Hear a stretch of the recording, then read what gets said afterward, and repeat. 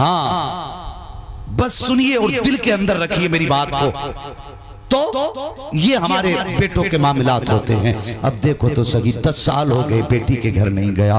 اس نے بیٹوں کی شادیاں کی, الگ الگ جائیداد بانٹنے کی باری آئی. 4 بڑی بڑی میلیں تھیں, بڑی بڑی میلیں 4 تھی. اس نے چاروں بیٹوں کو ایک ایک میل دے دی, چاروں بیٹوں کے جائیداد نام کر دی, لیکن بیٹی کو کچھ نہ دیا اور 10 سال سے اس کے دروازے پہ بھی نہیں گیا. اتفاق دیکھیے, مرضی قدرت کی کہ درد اٹھا پیٹ میں. جب پیٹ میں درد اٹھا اس کے, ڈاکٹر کے پاس لوگ لے کر کے گئے. ڈاکٹر نے چیک اپ کیا. چیک اپ کے بعد ڈاکٹر کہنے لگا کہ تمہارے گردے فیل ہو چکے ہیں, اب تمہاری زندگی کا وقت کم رہ گیا ہے, کا کوئی راستہ ہوگا علاج کر. اس نے کہا علاج سے ٹھیک نہیں ہوں گے بلکہ گردے بدلے جائیں گے. جیسی اتنی بات کہی, دولت والا تھا, پیسے والا تھا, گھمنڈ تھا اپنی امیری پہ. کہنے لگا ڈاکٹر جتنا پیسہ چاہیے اتنا پیسہ لے لے, جلدی سے دوسرے گردوں کا انتظام کر دے.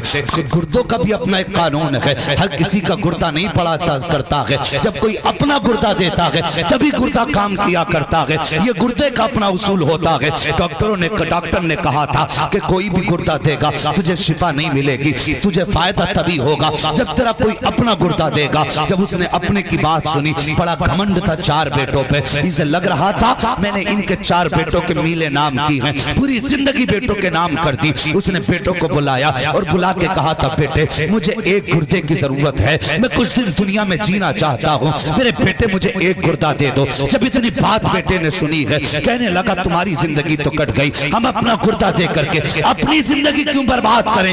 یہ کہہ کے بیٹے نے گردہ دینے سے انکار کر دیا. دوسرے بیٹے کو بلایا, اس نے بھی انکار کر دیا. تیسرے بیٹے کو بلایا, اس نے بھی انکار کر دیا. چاروں بیٹوں نے گردہ دینے سے انکار کیا. جب 4 بیٹے گردہ دینے سے انکار کر چکے صاحب, پھر کیا ہوا تھا, اس نے کہا ڈاکٹر سے ڈاکٹر اب مجھے جلدی سے اندر لے چل, میرا علاج کر, اگر زندگی ہوگی تو بچ جاؤں گا, نہیں ہوگی تو مر جاؤں گا, اب تو کوئی گردہ دینے والا بھی نہیں ہے. یہ کہہ کے چلا گیا اور بیٹوں سے الگ اس نے چہرہ موڑا. جیسی اندر گیا ہے, ساری رشتہ داری میں خبر ہو گئی ہے کہ فلاں سیٹ جو ہیں اب زندگی کے آخری لمحات میں ہیں, اب ختم ہونے والے ہیں. بیٹوں نے گردہ دینے سے انکار کر دیا ہے. ڈاکٹروں کا کہنا ہے اگر گردہ نہیں ملے گا تو یہ مر جائے گا. کہا اب گردہ دینے والا بھی کوئی نہیں ہے, لگتا کہ موت کا وقت قریب آ گیا ہے. جیسی اتنی بات رشتہ داری میں پہنچی ہے, بات ہوتے ہوتے یہی بات بیٹی کے سسرال تک پہنچ گئی. جب بیٹی کے کان میں یہ بات پہنچی ہے کہ باپ بیمار ہے,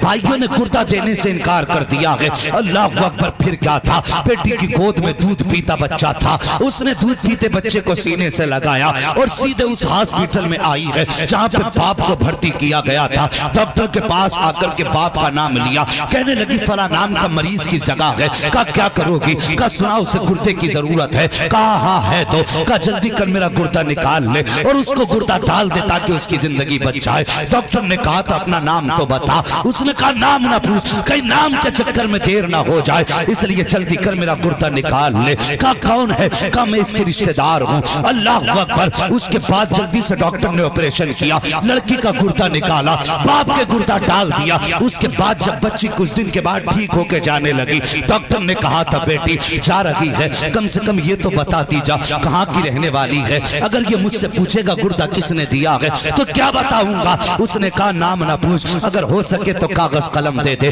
ڈاکٹر نے کاغذ قلم دیا ہے, بچی نے خط لکھا ہے. لکھنے کے بعد طے کیا, بند کرنے کے بعد ڈاکٹر سے کہا ڈاکٹر اسے اپنے پاس سنبھال کے رکھ, اسے کھول کے مت پڑھ لینا. اور کہا سن, اگر وہ مریض جو اندر پڑا ہے وہ باہر نکل کے آئے اور میرے بارے میں اگر پوچھے تب یہ خط دینا ہے, اس کے پوچھے بغیر خط مت دے دینا. یہ کہہ کے اس نے خط دیا کہ اس کے پوچھے بغیر خط مت دینا. یہ کہہ کے بیٹی چلی گئی. اللہ اکبر. کچھ دن کے بعد جب یہ امیر, یہ دولت والا شفا یاب ہوا ہے, جب اس کے رشتہ دار آئے ہیں, کہنے لگے گھر چلو. اس نے کہا نہیں گھر بعد میں جاؤں گا, پہلے مجھے ڈاکٹر کے اس کمرے میں لے کے چلو. کہا کس لیے, کہا مجھے اس کا شکریہ ادا کرنا ہے. کہا کس بات کا شکریہ, کہا میرے بیٹوں نے تو گردہ دینے سے انکار کر دیا تھا, یہ ڈاکٹر ہی کی مہربانی ہے آج جو میں زندہ ہوں یہ کہہ کے ڈاکٹر کے کیبن میں آیا ہے. آنے کے بعد کہا تھا ڈاکٹر تیرا بڑا احسان ہے, تو نے میری زندگی بچا لی ہے. ڈاکٹر نے کہا او یار شکریہ میرا ادا نہ کر, اگر ادا کرنا ہے تو اس بچی کا شکریہ ادا کر جو تجھے گردہ دے کر کے گئی ہے. جیسی اتنی بات اس نے سنی ہے کہتا کس نے گردہ دیا؟ میرے اپنوں نے تو انکار کر دیا تھا. کون تھا جو گردہ دے کر کے گیا؟ کا نام تو نہیں پتا ہے. کا کہاں کی رہنے والی ہے؟ کا پتہ بھی نہیں بتایا ہے. کا کہاں تلاش کروں؟ کا یاد آیا جب وہ گئی تھی تو ایک خط دے کر کے گئی تھی. اللہ اکبر, اس نے دراز کھولی ہے, دراز میں سے خط نکالا ہے اور نکالنے کے بعد کہا یار یہ دیکھ یہ خط دے کے گئی ہے. اب ذرا سننا, جیسی اس نے وہ خط نکالا ہے, نکالنے کے بعد کھولا اور کھول کر کے پڑھا ہے, آنکھیں برسنے لگ جاتی ہیں, زمین پہ بیٹھ جاتا ہے, رونے لگ جاتا ہے. ڈاکٹر کہتا بتا تو صحیح یار یہ خط کس کا ہے اور اس خط میں ایسا کیا ہے جو تو زمین پہ بیٹھ گیا تیری آنکھیں برس گئیں؟ اس نے کہا ڈاکٹر کیسے بتاؤں, دل دھڑکنے پڑ گئی ہیں, لب کانپ رہے ہیں, بتانے کی طاقت نہیں ہے. کہا بتا تو صحیح یہ خط کس کا ہے؟ اس نے کہا ڈاکٹر یہ میری اس بیٹی کا خط ہے جس کے دروازے پہ شادی کے بعد میں 10 سال سے نہیں گیا تھا. اللہ اکبر. کہا کیا لکھا ہے خط میں؟ کہا کیا بتاؤں؟ کہا پڑھ کے سنا خط میں کیا ہے. تب اس نے خط پڑھنا شروع کیا تھا. بچی نے لکھا تھا بسم اللہ الرحمن الرحیم, اے میرے باپ ایک مجبور بیٹی کا سلام, ناراض باپ کی بارگاہ میں قبول ہو.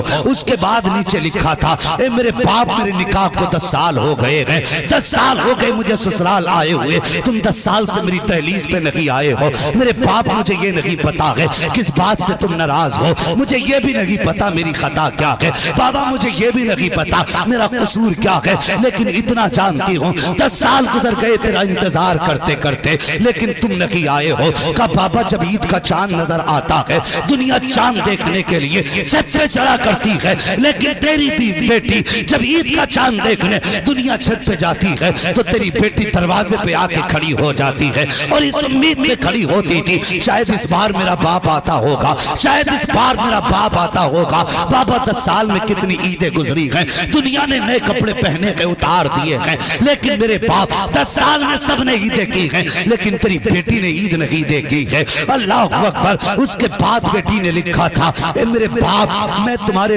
پاس یہ خط لائی ہوں, یہ خط دے کے جا رہی ہوں. میرے باپ مجھے یہ نہیں پتا کہ میرا قصور کیا تھا. تم نے جائیداد تقسیم کی ہے تو اپنے 4 بیٹوں کو جائیداد تقسیم کر دی. بابا میں یہ بھی شکایت نہیں کرتی ہوں کہ تم نے مجھے دولت کیوں نہیں دی ہے, تم نے مجھے جائیداد کیوں نہیں دی ہے, شاید مجھے اس لائق نہیں سمجھا تھا جو تم نے مجھے دولت نہیں دی تھی. اس کے بعد بچی نے لکھا تھا اے میرے باپ میں گھر کے اندر تھی, مجھے پتا چلا کہ آپ کی طبیعت خراب ہے, بھائیوں نے گردہ دینے سے انکار کر دیا ہے. بابا میں برداشت نہ کر سکی, میں دوڑ کے آ گئی اور میرے باپ میں گردہ دے کر کے جا رہی ہوں, آپ پہ احسان نہیں کیا ہے. اے میرے باپ اگر جائیداد نہ دی تم نے تو کوئی بات نہیں, 18 سال سینے سے لگا کے پال لیا تھا. میرے باپ کا یہ احسان کم تھا, 18 سال تک بیٹی کہہ کے پکارا تھا, کیا یہ احسان کم تھا؟ اے میرے باپ 18 سال کے لقمے کے بدلے میں اگر تم جان بھی مانگو گے تو میں بیٹی ہوں بابا, ہنستے ہنستے جان دے دوں گی,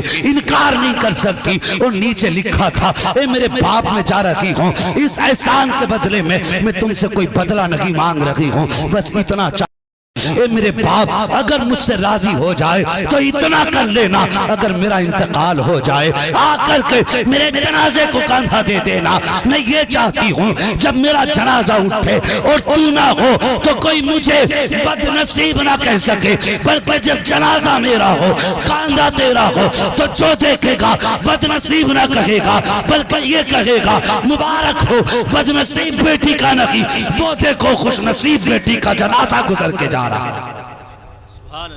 اللہ اکبر. یہ بیٹی ہوتی ہے صاحب, کبھی بیٹے وہ نہیں کر پاتے جو بیٹیاں کر جاتی ہیں. اللہ توفیق دے تو بیٹیوں کا خیال رکھنا, بیٹیوں سے